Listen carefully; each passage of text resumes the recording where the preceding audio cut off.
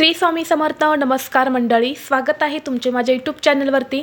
आजचा दिवस तुम्हाला खूप छान सुखाचा आनंदाचा जाऊ हीच मी स्वामींच्या चरणी प्रार्थना करते आणि आज या नवीन व्हिडिओला सुरुवात करते.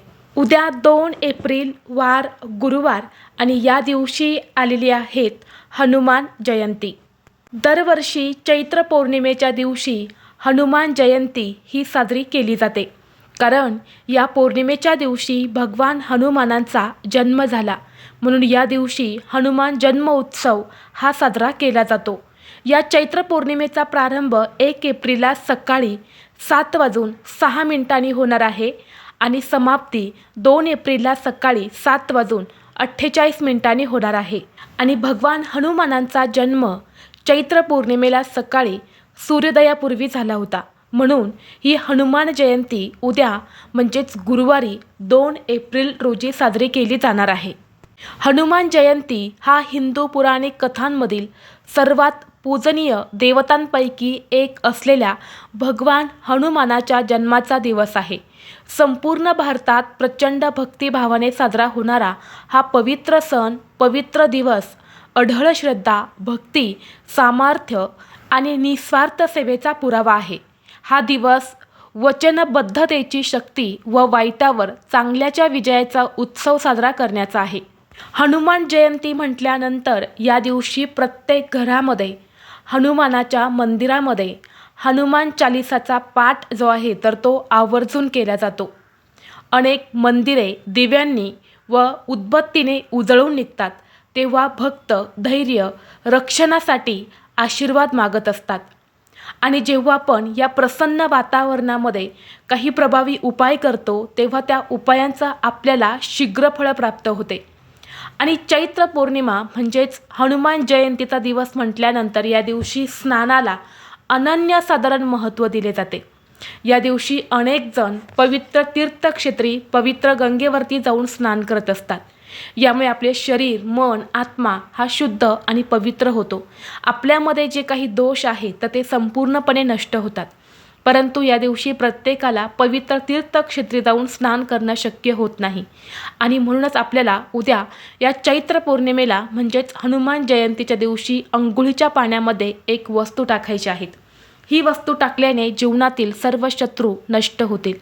7 पिढ्यांचे दारिद्र्य नष्ट होऊन कितीही कठीणातील कठीण इच्छा ही तुमची पूर्ण होईल.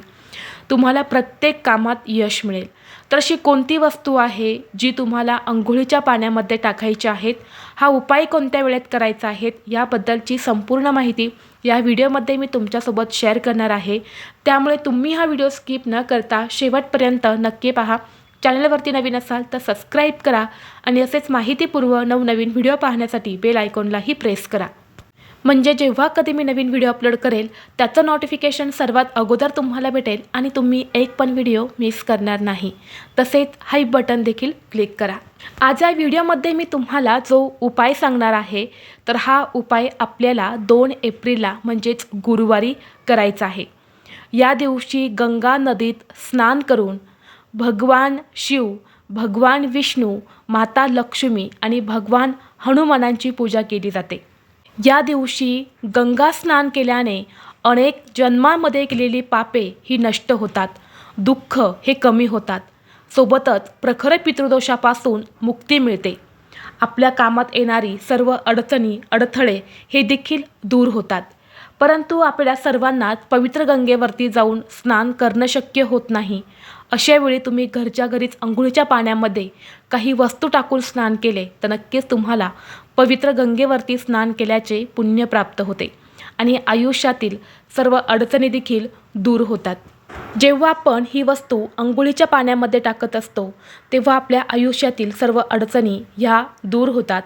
आपले शरीर जे आहे तर ते शुद्ध आणि पवित्र होत असते, कारण काही दिवसांचे महत्त्व हे खूप जास्त असते. आपल्या पूर्ण प्रगतीवर या गोष्टी खूप परिणाम करत असतात. आणि पौर्णिमा अमावस्या म्हटलं की या दिवशी स्नानाला अनन्यसाधारण महत्त्व दिले जाते. ज्योतिषशास्त्रामध्ये आपल्या कुंडलीतील ग्रहदोष दूर करण्यासाठी अनेक विविध उपाय जे आहेत तर ते सांगितले जातात. ग्रहांचे दोष जे असतात तर त्या व्यक्तीच्या आयुष्यामध्ये अनेक समस्या निर्माण करतात. आणि जर हनुमान जयंतीला आपण हा उपाय जर केला तर या उपायाने सर्व ग्रहदोष हे नक्कीच दूर होतात. कारण ज्योतिषशास्त्रानुसार तुमच्या कुंडलीत जो ग्रह अशुभ स्थितीत असतो त्या ग्रहासंबंधित वस्तू दररोज अंघोळीच्या पाण्यात टाकावी आणि त्या पाण्याने अंघोळ करावी, जेणेकरून ग्रहाचा अशुभ प्रभाव जो आहे तर तो तुमच्यावरती पडत नाही. तसेच जर आपल्याला कुणी नजरबाधा, नजरदोष लाविले असेल, आपल्यामध्ये काही नकारात्मक ऊर्जा असेल तर आपल्याला अनेक समस्यांना सामोरे जावं लागत असते. जसे की आपली महत्त्वाची कामं पूर्ण होत नाही, प्रत्येक वेळी आपल्याला अपयशाचा सामना करावा लागत असतो, सतत पैशांच्या आर्थिक अडचणी येत असतात आणि म्हणून या दिवशी या वस्तू जर आपण अंघोळीच्या पाण्यामध्ये टाकल्या तर सर्व दोष हे नाहीसे होऊन भगवान हनुमानांचा आशीर्वाद हा आपल्याला प्राप्त होतो.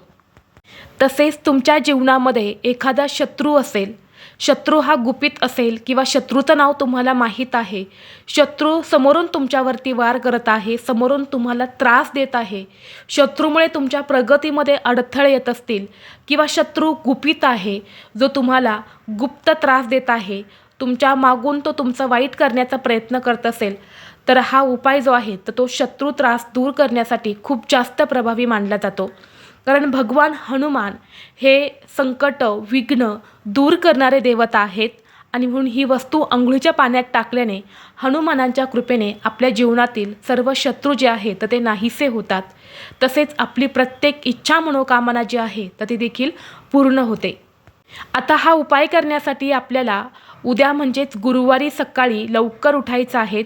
अगदी ब्रह्ममुहूर्तावरती हे जे स्नान आहे तर ते आपल्याला करायचं आहे. कारण भगवान हनुमानांचा जन्मसुद्धा सूर्योदयापूर्वीच झाला होता. म्हणून आपल्याला हे जे स्नान जे आहे तर ते सुद्धा सकाळी ब्रह्ममुहूर्तावरतीच करण्याचा जास्तीत जास्त प्रयत्न करायचा आहे. कमीत कमी सकाळी 6:30 ते 7 वाजेपर्यंत तुमचे हे जे स्नान आहे तर हे झालेच पाहिजे. ज्यांना या वेळेमध्ये शक्य नसेल त्यांनी जेव्हा तुम्ही स्नान करणार आहे तेव्हा ज्या काही वस्तू मी सांगणार आहे तर त्या अंघोळीच्या पाण्यामध्ये टाकायच्या आहे. आता सकाळी उठल्यानंतर सर्वप्रथम तुम्हाला अंघोळीचं पाणी काढायचं आहे. अंघोळीचं पाणी काढल्यानंतर त्या अंघोळीच्या पाण्यामध्ये तुम्हाला सगळ्यात महत्त्वाची आणि पहिली वस्तू टाकायची आहे ते म्हणजे गंगाजल. आता दिवशी आपण पवित्र गंगेवरती जाऊन स्नान करू शकत नाही, परंतु आपल्या घरामध्ये जे काही गंगाजल असेल तर त्यातील 1 ते 2 थेंब तुम्हाला गंगाजल जे आहे तर ते अंघोळीच्या पाण्यामध्ये टाकायचे आहेत.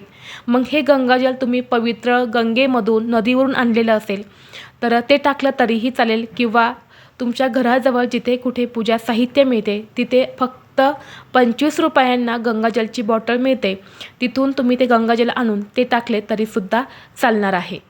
यानंतर पुढची वस्तू आहे ती म्हणजे हळद. या दिवशी गुरुवार आहे, गुरुवारच्या दिवशी हळदीला विशेष महत्त्व आहे. हनुमान जयंतीच्या दिवशी हळद टाकून स्नान केल्याने भाग्योदय होतो. आपलं नशीब जे आहे तर ते बदलायला सुरुवात होते, आपल्या कष्टाला नशिबाची साथ मिळते आणि म्हणून चिमूटभर हळद तुम्हाला अंघोळीच्या पाण्यामध्ये टाकायची आहे. यासोबतच आपल्याला एक लाल फूल जे आहे तर ते सुद्धा टाकायचं आहे. या दिवशी लाल फुले टाकून स्नान केल्याने अत्यंत फलदायी मानले जाते, जे हनुमानाला अतिशय प्रिय आहे. यानंतर पुढची वस्तू आहे ते म्हणजे चिमूटभर काळे तीळ. या दिवशी काळे तीळ टाकून स्नान केल्याने प्रखर पितृदोष हा दूर होतो आणि तीळ हे सुद्धा भगवान हनुमानांना अतिशय प्रिय आहे. यासोबतच जर तुमच्या घराजवळ पिंपळ वृक्ष असेल तर त्या पिंपळाच्या झाडाचं एक पान जे आहे तर ते तुम्हाला आणायचं आहे आणि हे जे पान आहे तर हे सुद्धा तुम्हाला अंघोळीच्या पाण्यामध्ये टाकायचं आहे. जर आपल्याला कुणी वाईट नजर बाधा केलेली असेल, कुणाची वाईट नजर आपल्याला लागलेली असेल तर ती सर्व नकारात्मकता, वाईट नजर जी आहे तर ती पिंपळाच्या पानाने निघून जाते. या पिंपळ वृक्षामध्ये साक्षात भगवान हनुमानांचा वास असतो आणि म्हणून पिंपळाचं पान तुम्हाला भेटलं तर नक्कीच अंघोळीच्या पाण्यामध्ये टाकावं, नसेल तर हरकत नाही. यानंतर या सर्व वस्तू तुम्हाला अंघोळीच्या पाण्यामध्ये टाकून तुम्हाला स्नान करायचं आहे आणि जेव्हा तुम्ही हे स्नान करणार आहे तेव्हा तुम्हाला भगवान हनुमानांचे स्मरण करून ओम हनुमते नमः किंवा जय श्रीराम या मंत्राचा जप करत स्नान करायचं आहे. आणि जर तुम्हाला हनुमान चालीसा येत असेल तर हनुमान चालीसाचा पाठ करत तुम्हाला हे स्नान करायचं आहे. चमत्कार बघा, जेव्हा तुम्ही या वस्तू टाकून या प्रभावी मंत्राचा जप करत स्नान करतात तेव्हाच तुमचा भाग्योदय जो आहे तर तो झालेला असतो. आपल्यावर साक्षात भगवान हनुमानांची कृपा जी आहे तर ती प्राप्त होते. आपल्यामधील जी काही सकारात्मकता जी आहे तर ती वाढते आणि नशीब जे आहे तर ते उजळायला सुरुवात होते. आपल्याला मानसिक आणि शारीरिक शांतता जी आहे तर ती सुद्धा मिळत असते. आणि म्हणून हा उपाय जो आहे तर तो प्रत्येकाने उद्या म्हणजेच गुरुवारी हनुमान जयंतीला करायचा आहे. घरातील अगदी लहान मुलांपासून ते मोठ्यांपर्यंत सर्वांनी हा उपाय जो आहे तर तो आवर्जून करायचा आहे. आता स्वच्छ स्नान करून झाल्यानंतर ना तुमच्या देवघरातील देवांची विधिवत पूजा करून घ्यायची आहेत. आणि यानंतर तुम्हाला एक अतिशय प्रभावी असा उपाय करायचा आहे. बघा, आपण आपल्या देवघरामध्ये हनुमानांची मूर्ती किंवा फोटो जो आहे तर तो काही ठेवत नाही. म्हणून आपण प्रत्येकजण या दिवशी हनुमानांची पूजा ही मंदिरामध्ये जाऊनच करणार आहे. तर तुम्हाला काय करायचं आहे, रुईची 5, 7 किंवा 11 अशा संख्येमध्ये पानं घ्यायची आहेत. स्वच्छ धुवून काढा. प्रत्येक पानावरती लाल चंदनाने किंवा शेंदुराने राम हा शब्द लिहायचा आहे. त्या पानांची एक माळ बनवायची आहेत. जर तुमच्याकडे रुईची पानं नसेल तर तुम्ही पिंपळाची पानं घेतली तरीसुद्धा चालेल. आणि यासोबतच आपल्याला एक नारळ लागणार आहेत. ज्या नारळामध्ये पाणी असेल असाच नारळ तुम्हाला घ्यायचा आहे. या नारळासोबतच तुम्हाला थोडीशी खडी साखर घ्यायची आहेत. आणि एका कागदामध्ये तुम्हाला मूठभर जे काळे उडीद असतात तर ते घ्यायचे आहेत. थोडेसे फुटाणे घ्यायचे आहेत. जे फुटाणे आपण खातो तर ते फुटाणे घ्यायचे आहेत. आणि एक गुळाचा खडा घ्यायचा आहे. या सर्व वस्तू घेऊन तुम्हाला हनुमानाच्या मंदिरात जायचं आहे. जाताना लाल रंगाची फुलेसुद्धा तुम्ही घेऊन जाऊ शकतात. यानंतर तिथं गेल्यावर सर्वप्रथम तुम्हाला जाताना बघा तुम्ही तेलसुद्धा घेऊन जायचं आहे. आणि हनुमानाच्या मंदिरामध्ये जो दिवा लावलेला असतो, जो दिवा चालू असतो तर त्या दिव्यामध्ये हे तेल तुम्हाला घालायचं आहे. यानंतर ही माळ हनुमानाला घालायची आहेत. हा नारळ, गूळ, फुटाणे आणि काळे उडीद जे आहे तर ते हनुमानांच्या चरणी अर्पण करायचे आहे. आणि तिथेच मंदिरामध्ये बसून तुम्हाला एक वेळा हनुमान चालीसाचा पाठ करायचा आहे. जेव्हा तुम्ही मंदिरामध्ये हनुमान चालीसाचा पाठ करतात तेव्हा साक्षात ती हनुमान चालीसा, ती सेवा भगवान हनुमान ऐकत असतात. आणि म्हणून या दिवशी हनुमान चालीसाचा पाठ करायला खूप जास्त महत्त्व आहे. हनुमान चालीसाचा पाठ करून झाला की दोन्ही हात जोडून भगवान हनुमानांना मनोभावे प्रार्थना करायच्या आहेत.